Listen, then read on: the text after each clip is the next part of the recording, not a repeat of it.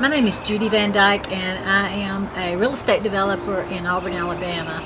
About 2 years ago, I came up with a crazy idea that perhaps we could use our business to do some kingdom work, to bring in some relationships that we have into some of our developments that would improve the lives of our tenants. And we created a nonprofit called Deo Volente. I'm the founder of Deo Volente, I guess, because I signed the paperwork to get the 501c3 status. And actually, we have a great board. We selected an attorney. Beverly Brady is on the board. Susan Morrison is a real estate friend of mine that knows commercial real estate, and she serves on the board. And the third board member is Michelle Granberry, who has numerous years of experience in the industry that we work in, and that particularly being the development of affordable housing. The concept for Deo Volente was really simple, and it really serves a business need. Did I just say it was simple? It's not simple. It's pretty complicated, but it serves a business need that I recognize that we as developers had, and so I assumed that other developers would also have that need. And it also serves a social purpose in that it can provide services inside the affordable housing community that the developer most likely would not have time to provide or would not have the resources to provide. So the really complicated and the great thing about this is that if you are an owner of an affordable housing development, you own possibly 0.01% of a property that you developed about 15 years ago, and there's an investor that owns the other 99.99%. After 15 years, that investor wants to get out. They have gotten all their benefit and they are ready to go on to the next deal, or they've already gone on to about 100 other deals and they need to get this one closed off and closed out with their investors too. So we had a property like that. It was called Edgewood Terrace. It was one of the first expiring tax credit properties in Alabama. It was 72 units, family property in Auburn, and the investor wanted out. And so we, of course, called our lawyers and called our accountants, and they said, well, if you buy the investor out, then that will be a technical termination of the partnership. It will trigger a change in ownership, and if you want to do more tax credits to redevelop the property, you will not be able to get acquisition credits because you have violated the 10-year rule. So all of you developers, the developers in this state, know about the 10-year rule. So if you're looking for an acquisition rehab opportunity, first thing you check is how long has the current owner owned it. The tax code specifically wanted to ensure that the tax credit was not used to flip property, so that an owner couldn't buy it this year, rehab it next year, and sell it the third year. So the 10-year rule is in the code. There are some exceptions, however.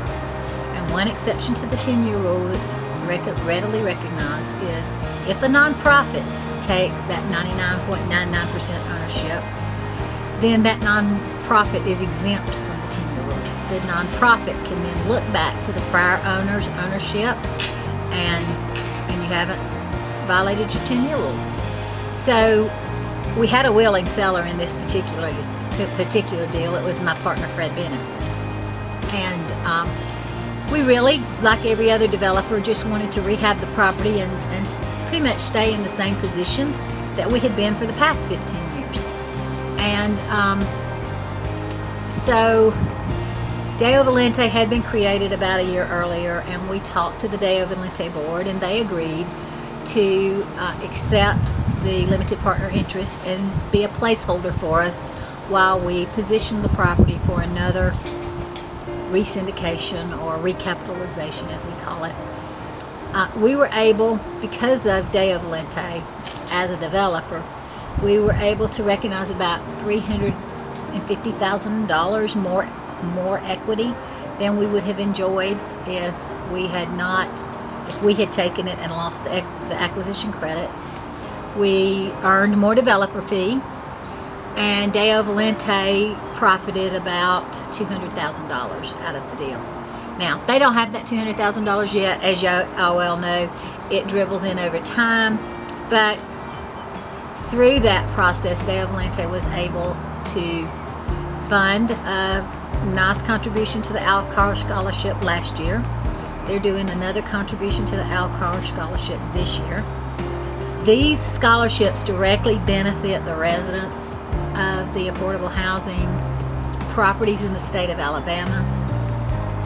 In addition to that, Deo Volente has given some donations to some local groups. I believe they gave the food bank a large donation. They donated to a youth group that mentors disadvantaged kids in this area, and also gave a donation to a local Mercy Medical Clinic that provides free dental care in the community.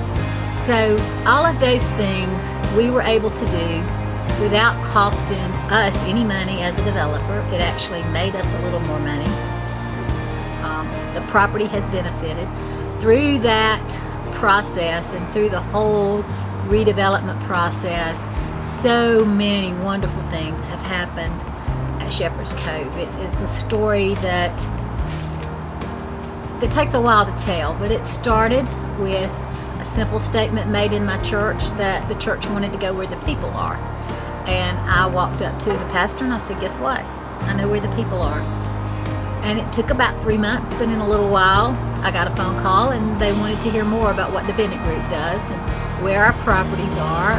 We have now a couple of Bible study groups meeting at an elderly property. We have a Bible study group now meets and started meeting at Shepherd's Cove during the process, or right before we started the rehab of the property.